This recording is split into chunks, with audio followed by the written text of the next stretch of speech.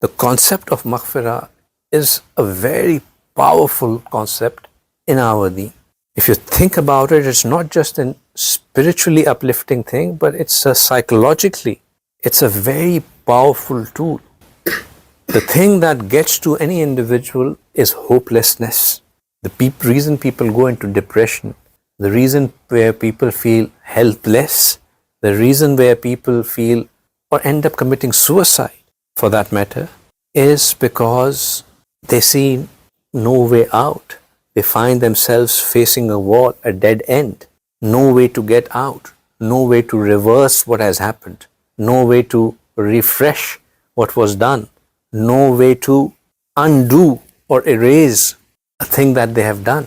Allah says that no matter what you have done, no matter what situation you are in, no matter what your crime is, no matter how heinous your deed is, you will be forgiven.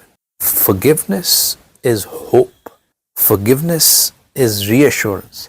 Forgiveness is a way out. Forgiveness is re-energizing.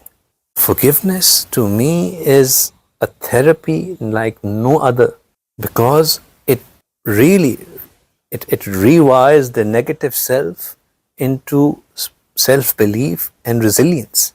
What other tool is there that does that? None. I don't know of any. Now, what forgiveness does is that it gets the person know that whatever I have done, there is for me a way to get out of it. Now, a question may come to somebody's mind that, well, if we seek forgiveness, na'uzubillah, somebody has killed an individual, or if somebody has stolen something, then why is it that Shariat still says that for stealing his hand should be cut, or for killing someone that he should be killed as well? Or why are there Hadeeth punishments there? That is a blessing in itself as well, because there is this dunya and then there is hereafter. The one who has undergone the punishment in this dunya will surely be forgiven in the hereafter. Will surely be forgiven in the hereafter. There were Sahaba and Sahabiyat who were punished for fornication, and Rasulullah ﷺ said that the way that they have done, or they have sought forgiveness from Allah, they have done istighfar and they have sought forgiveness from Allah, if that forgiveness was to be distributed over the city of Medina, the whole Medina would be forgiven. That was just because this world is Darul Asbab. We will have to take certain measures in this dunya.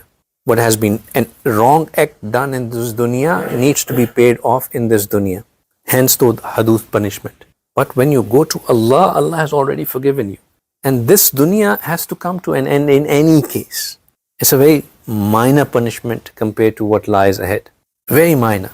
Somebody, once my Shaykh once explained this to me, and it just makes it so crystal clear to understand this concept. He said that if I am to tell you to go stand next to that wall, face the wall, raise your hands up and raise one of your foot up, and now stand in this position. And I tell you that you stand in that position for 2 minutes. And for that, I'll give you X million dollars, right? And it's your choice what the number you put in X, right? Would you do it? Or would you say, no, it's too much, I can't do it? You'll do it, right? 2 minutes. He said that the day of Qiyamah would be 50,000 years of this world. What's our average age of this ummah? 60 to 70 years. 60 to 70 years is a whole lifespan. 1 day is 50,000 years. Do the maths. The 1 day of Qiyamah comes to less than 2 minutes of our whole lifespan. If for that 1 day, right, so if we were told that in this life, go through toughness so that on that day and from there on, you have no pain and nothing to worry about, would you really mind getting some trouble or some difficulties in your life in this dunya? You'd want the trouble. You would want the trouble. So that is the concept of maghfirah. forgiveness. It's a beautiful concept. It's a concept that gives a lot of hope. It's a concept that gives assurance that there is somebody who is there to get me out of no matter what trouble I am in. And this month of Ramadan is a month of maghfirat, is a month of maghfirat.